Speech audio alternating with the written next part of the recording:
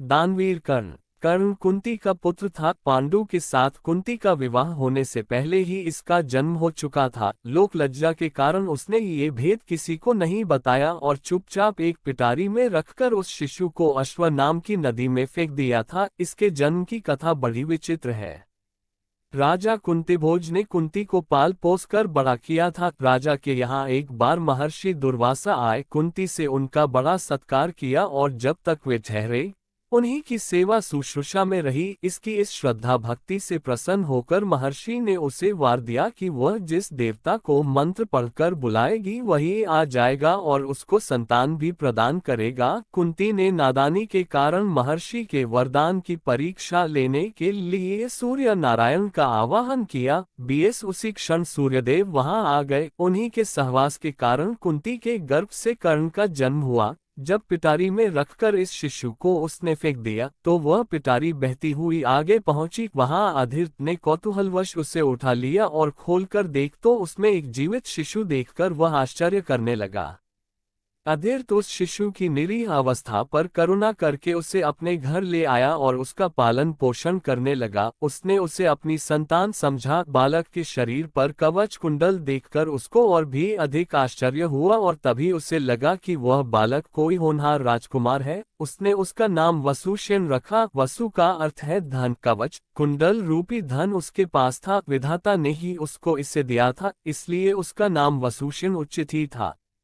वसुसेन जब कुछ बड़ा हुआ तो उसने शास्त्रों का अध्ययन करना आरंभ कर दिया। वह सूर्य का उपासक था। प्रातःकाल से लेकर संध्या तक वह सूर्य की उपासना ही किया करता था। दानी भी बहुत बड़ा था। उपासना के समय कोई भी आकर उससे जो कुछ भी मांगता वह बिना हिचकिचाए उसको दे देता था। अमूल्य से अमूल्य वस्तु से उसको मोह नहीं था। उसका गौरव तो दानवीर कहलाने में था और अपने कृत्यों से उसने वास्तव में ये सिद्ध भी कर दिया कि वह दानवीर था। उसके समान दानी कौरवों और पांडवों में और कोई नहीं था। उसका परिचय तो हमें उस समय मिलता है जब इंद्र ब्राह्मण का वेश धारण करके उसके पास उसकी अमूल्य निधि कवच कुंडल मांगने गया था। उस समय कर्ण ने देवराज का स्वागत किया था और सहर्ष अपने कवच कुंडल उतारकर दे दिए थे। दान करते समय अपने हित या हित विचार वह नहीं करता था। यद्यपि सूर्य भगवान पहले उसे मना कर चुके थे कि वह इन कवच कुंडलों को किसी को भी न दे, लेकिन दानवीर कर्ण किसी याचक को निराश करके वापस लौटाना तो जानता ही नहीं था। कर्ण के इस साहस के कारण ही उसका नाम वैकर्तन पड़ा था। यदि इस कवच कुंडलों को वह नहीं देता तो कोई भी योद्धा उसे युद्ध में परास्त नहीं कर सकता था। इंद्र ने अर्जुन के हित के लिए ही इनको मांगा था, क्योंकि इनके बिना अर्जुन कभी भी उसे नहीं हरा सकता था। फिर भी उसके इस अद्वितीय गुण से प्रभावित होकर इंद्र ने उसको एक पुरुषघातिनी अमोघ शक्ति दी। उस शक्ति से सामने का योद्धा किसी भी हालत में जीवित नहीं बच सकता था और उसको कर्ण ने अर्जुन के लिए रखा था। लेकिन श्री कृष्ण ने चाल चली और कर्ण की उस शक्ति को घटोत्कच पर चलवाकर अर्जुन के जीवन पर आए इस खतरे को सदा के लिए मिटा दिया। घटोत्कच, जो आकाश में विचरण करके कौरवों पर अग्नि की वर्षा कर रहा था और जिसने एक बार तो सारी सेना को पूरी तरह विचलित कर डाला था, शक्ति लगते ही निर्जीव होकर पृथ्वी पर गिर पड़ा। धनुर्विद्या में कर्ण अर्जुन के समान ही कुशल था। एक बार जब महाराज धृतराष्ट्र की आज्ञा से कौरव पांडवों की अस्त्र शिक्षा की परीक्षा के लिए एक समारोह किया गया था, तो अर्जुन ने अपने अस्त्र शिक्षा के कौशल से सबको चकित कर दिया था। उसने ऐसी ऐसी क्रियाएं कर दिखाई थी कि किसी भी योद्धा की हिम्मत नहीं होती थी कि उसका जवाब दे सके। एक विजेता की तरह के कौशल दिखाकर वह प्रशंसा लूट रहा था। दुर्योधन उस समय हतप्रभ सा होकर चुपचाप बैठा था। अर्जुन का सा कौशल दिखाना उसके सामर्थ्य के भी बाहर था। उसी समय कर्ण वहां आ पहुंचा और उसने मैदान में आकर अर्जुन को ललकारा, अर्जुन, जिस कौशल के बल पर तू यहाँ सबको चकित कर रहा है और सभी से प्रशंसा लूट रहा है, उसे मैं भी करके दिखा सकता हूँ। ये कहकर उसने धनुष पर बाण चढ़ाकर वही सब कुछ कर दिखाया जो अर्जुन ने किया था। चारों ओर से कर्ण की जय जयकार होने लगी। दुर्योधन का चेहरा अर्जुन के प्रतिद्वंद्वी को देखकर खिल उठा। उसने उसे हृदय से लगा दिया। उसने उसे अर्जुन के साथ द्वंद्व युद्ध करने के लिए प्रेरित किया। दुर्योधन की बात मानकर उसने अर्जुन को इसके लिए चुनौती दी। अर्जुन द्वंद्व युद्ध के लिए तैयार हो गया। अब झगड़ा बढ़ने की आशंका थी, इसलिए कृपाचार्य ने बीच में हस्तक्षेप करते हुए कहा कि राजकुमार के साथ राजकुमार का ही द्वंद्व युद्ध हो सकता है। चूंकि कर्ण सूत के द्वारा पाले हुए हैं, इसलिए इनके गोत्र कुल आदि का ठीक ठीक पता न होने के कारण इनको अर्जुन से द्वंद्व युद्ध करने का अधिकार नहीं है। बस यह ऐसी समस्या थी जिसको कर्ण हल नहीं कर सकता था। वह हक्का बक्का सा अर्जुन का मुंह तार का रह गया। दुर्योधन को भी इससे धक्का लगा, क्योंकि कर्ण के द्वारा अर्जुन का मान चूर्ण करने की उसकी ही तो योजना थी। जब कर्ण इस दुविधा में पड़ा हुआ आगे अपने पैर नहीं बढ़ा सका, तो दुर्योधन ने उसे राजाओं की श्रेणी में लाने के लिए अंग देश का राज्य दे दिया। राजा होने के नाते अब वह अर्जुन या अन्य किसी राजकुमार के साथ युद्ध कर सकता था। वह इसके लिए उतारू भी था, लेकिन संध्या होने के कारण यह वाद विवाद थम गया और सब अपने अपने घर चले गए। बस फिर जीवन में सदा ही कर्ण अर्जुन से प्रतिद्वंद्वी के रूप में मिला। अर्जुन से ही उसकी विशेष रूप से शत्रुता थी। वह उसकी प्रसिद्धि को सह नहीं सकता था। अनेक स्थलों पर वह अर्जुन के सामने आया, लेकिन अपना कुल गोत्र न बता सकने के कारण उसे सामने से हटना पड़ा। वह सूत पुत्र कहलाता था, क्योंकि सूत ने ही उसको पाला था। इसी कारण द्रौपदी के स्वयंवर में भी घूमती मछली की आंख बेधने की सामर्थ्य रखते हुए भी उसको अवसर नहीं दिया गया। स्वयं द्रौपदी ने ही सूत पुत्र कहकर उसका अपमान किया था और उसकी पत्नी बनने से इनकार कर दिया था। सूत पुत्र को क्षत्रिय कन्या का वरण करने का अधिकार नहीं है। ये शब्द शूल की तरह उसके हृदय में चुभ गए थे और वह लहू के घूंट पीकर अपने स्थान पर आ बैठा था। लेकिन द्रौपदी के प्रति उसकी घृणा इतनी बढ़ गई थी कि भरी सभा में दुःशासन ने द्रौपदी को नंगा करना चाहा था, तो उसने इसका तनिक भी विरोध नहीं किया था, बल्कि द्रौपदी की हंसी उसने लड़ाई थी। जब दुर्योधन के भाई विकर्ण ने कौरवों के इस घृणित व्यवहार की निंदा की थी, तो कर्ण ने उससे कहा था, विकर्ण, तुम अपने कुल की हानि करने के लिए पैदा हुए हो। अधर्म अधर्म तुम पुकार रहे हो। द्रौपदी के साथ जो भी व्यवहार किया जा रहा है वह ठीक है। वह दासी है और दासी के ऊपर स्वामी का पूरा अधिकार होता है। ये कहकर उसने द्रौपदी के द्वारा किए अपने अपमान का बदला चुकाया था। उस समय उसका हृदय पत्थर की तरह कठोर हो गया था। जैसे भी बन पड़ा उसने द्रौपदी का अपमान किया, उसे 5 पुरुषों की व्यभिचारिणी स्त्री कहा और हर तरह से उसे धिक्कारा। उस समय प्रतिशोध की आग में जलते हुए उसने उचित अनुचित का विचार बिल्कुल छोड़ दिया। द्रौपदी को नंगी देखने और दिखाने की उसकी इच्छा थी। इससे स्पष्ट होता है कि कर्ण प्रतिशोध की भावना के आगे सत्य, न्याय और धर्म की भावना को पूरी तरह भूल जाता था। यह उसके चरित्र की दुर्बलता ही है।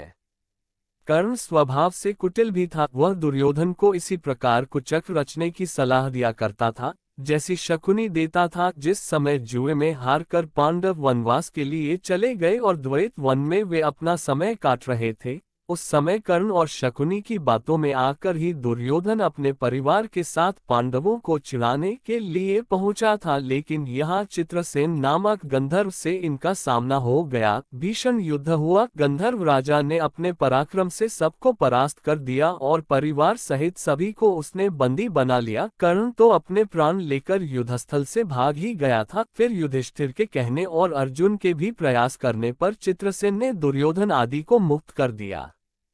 कर्ण अहंकारी भी बहुत था। उससे अपने पराक्रम पर बड़ा घमंड था और बार बार दुर्योधन को प्रसन्न करने के लिए वह कहा करता था कि वह एक क्षण में ही अर्जुन को मार गिराएगा। इसके लिए भगवान परशुराम द्वारा सिखाए हुए अपने अस्त्र कौशल की दुहाई देता था। यहाँ तक कि भीष्म पितामह, गुरु द्रोणाचार्य आदि के सामने भी वह अपनी शेखी बघारने से बाज नहीं आता था।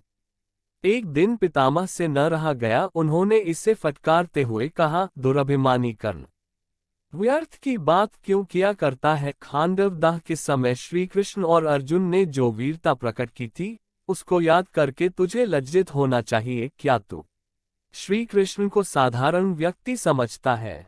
वे अपने चक्र से तेरी उस अमोघ शक्ति को खंड खंड कर देंगे। व्यर्थ दंभ करना एक सच्चे वीर का गुण नहीं है। पितामह की यह बात सुनकर कर्ण क्रुद्ध हो उठा और उसने झल्लाकर अपने शस्त्र फेंक दिए और कहा, पितामह ने सभी के सामने मुझे लज्जित किया है, अब तो इनकी मृत्यु हो जाने पर ही मैं अपना पराक्रम दिखाऊंगा। इसी दुराग्रह के कारण जब तक भीष्म पितामह जीवित रहकर युद्ध करते रहे, कर्ण ने युद्ध में हाथ नहीं बटाया। जब उसने सुन लिया कि वे धराशायी हो चुके हैं, उस क्षण प्रसन्न होकर वह दुर्योधन के पक्ष में आकर शत्रु से युद्ध करने लगा। गुरु द्रोण के पश्चात कौरव सेना का तीसरा सेनापति वही था। इस वृतांत से यही स्पष्ट होता है कि वह अत्यधिक क्रोधी स्वभाव का था। सदा अहंकार में उसकी बुद्धि डूबी रहती थी और इस कारण बुद्धिमानों की बातें भी बुरी लगती थी। इसके विपरीत अर्जुन धीर बुद्धि और विनयशील था। इस सब के होते हुए भी कर्ण अपनी बात का धनी था। जो कुछ भी वचन वह दे देता था, उससे हटना तो वह जानता ही नहीं था। श्री कृष्ण ने उसे यह बता दिया था कि वह कुंती का ज्येष्ठ पुत्र है और साथ में उन्होंने उससे पांडवों की ओर मिल जाने का आग्रह भी किया था। लेकिन सब कुछ सुनकर भी उसने दुर्योधन के साथ विश्वासघात करना उचित नहीं समझा।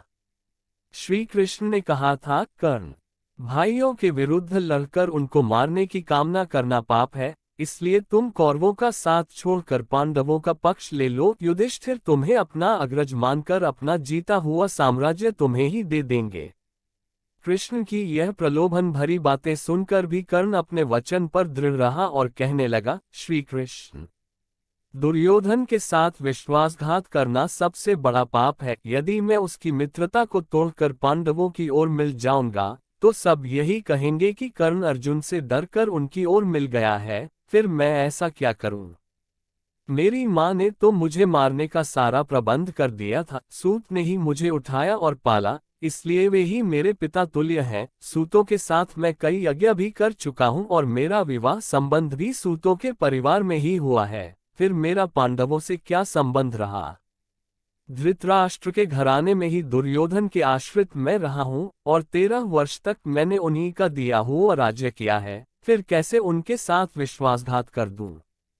दुर्योधन को मेरे ऊपर पूरा विश्वास है। मेरे कहने से ही तो उसने इस युद्ध को मोल लिया है और अर्जुन के प्रतिद्वंद्वी के रूप में दुर्योधन की आशाएं मेरे ऊपर ही तो लगी हुई हैं। इस परिस्थिति में अपने आश्रयदाता और मित्र दुर्योधन को छोड़कर मैं कभी पांडव पक्ष में नहीं मिल सकता। फिर यदि एक बार मैं मिल भी गया तो युधिष्ठिर जो राज्य मुझे देगा उससे अपने वचन के अनुसार मुझे दुर्योधन को देना होगा। इससे तो पांडवों का सारा प्रयत्न ही निष्फल चला जाएगा। ये सभी कुछ सोच विचार कर मैं निश्चय पूर्वक कहता हूँ कि मैं मित्र दुर्योधन का साथ छोड़कर और किसी पक्ष में नहीं मिल सकता। लेकिन हाँ, यह वचन अवश्य देता हूँ कि युद्ध में मेरा प्रतिद्वंद्वी केवल अर्जुन ही है, उसके सिवा किसी पांडव का वध मैं नहीं करूँगा।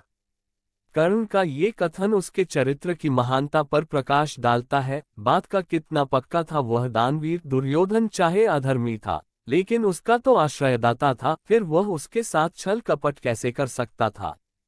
अंत तक उसने दुर्योधन का साथ दिया और अपने आप को एक सच्चा मित्र प्रमाणित कर दिया। कर्तव्य के प्रति कर्ण पूरी तरह कठोर था। वह युधिष्ठिर तथा अर्जुन की तरह सहृदय नहीं था कि पांडवों के विषय में ये ज्ञात होते ही कि ये उसके भाई हैं, युद्ध करना बंद कर दे। एक बार मन में दृढ़ संकल्प करके उसको पूरी तरह निभाना ही उसके जीवन का उद्देश्य था। दुर्योधन की सहायता करना उसका कर्तव्य था। इससे पांडवों के प्रति जागृत हुआ भ्रातृत्व भाव भी उसे विचलित न कर सका और फिर भी अर्जुन के प्रति कठोर और ईर्ष्यापूर्ण दृष्टि उसकी बनी ही रही। यहाँ तक कि स्वयं माता कुंती ने जाकर कर्ण को अपनी ओर मिलाने की इच्छा प्रकट की थी, लेकिन उस समय भी वह वीर अपने पथ से विचलित नहीं हुआ। यह उसके चरित्र की श्रेष्ठता ही थी। फिर एक बार कृष्ण को वचन देकर अर्जुन के सिवा अन्य किसी पांडव की ओर उसने शस्त्र नहीं उठाया। अर्जुन से ही युद्ध करते हुए वह वीरगति को प्राप्त हुआ था।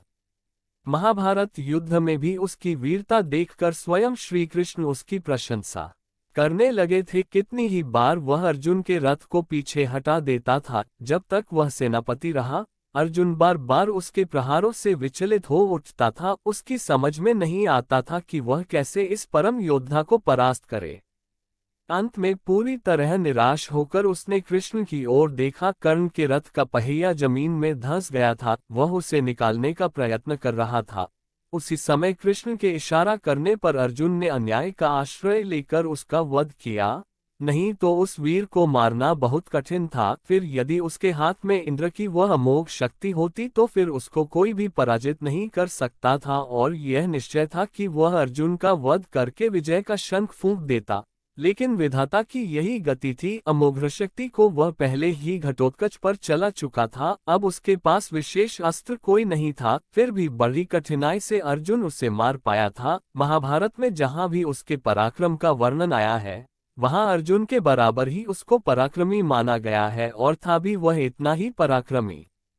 कर्ण के पराक्रम में धब्बा लगाने वाली एक बात यह है कि वह कपटी भी था। वह सदा सत्य और न्याय का ही आश्रय नहीं लेता था। उसने अल्पवयस्क राजकुमार अभिमन्यु का चक्रव्यूह के भीतर औरों के साथ मिलकर वध किया था। उसी ने उसके धनुष को काट गिराया था, और फिर उस निहत्थे बालक पर 6 महारथियों ने मिलकर आक्रमण किया था, जिनमें से एक वह भी था। निहत्थे बालक की हत्या करने का अपराध सदा उसके चरित्र के साथ लगा रहेगा। इसलिए इतना पराक्रमी होने पर भी कर्ण अर्जुन की तरह महापुरुष की कोटि में नहीं आ सकता। उसका हृदय कलुषित था। इस तरह कर्ण के चरित्र पर दृष्टिपात करने से मालूम होता है कि वह किसी दृष्टि से महान था, और अपने किन्हीं व्यवहारों के कारण पतित भी था। उसकी महानता उसके दानवीर होने में है, उसके दृढ़ संकल्प होने में है, उसके अपने मित्र और आश्रयदाता के विश्वास पात्र होने में है। लेकिन छल और कपटपूर्ण व्यवहार, व्यर्थ का दंभ और क्रोध उसके चरित्र की गरिमा को कम करते हैं। वह इतना पराक्रमी था कि उसके मरते ही दुर्योधन का सारा धैर्य टूट गया था, और अब उसे अपनी पराजय की आशंका निश्चित लगने लगी थी। और वही हुआ भी। कर्ण की मृत्यु के पश्चात कौरवसेना का विनाश हो गया। स्वयं दुर्योधन भी भीम के द्वारा मार डाला गया। युद्ध में पांडवों को विजय प्राप्त था।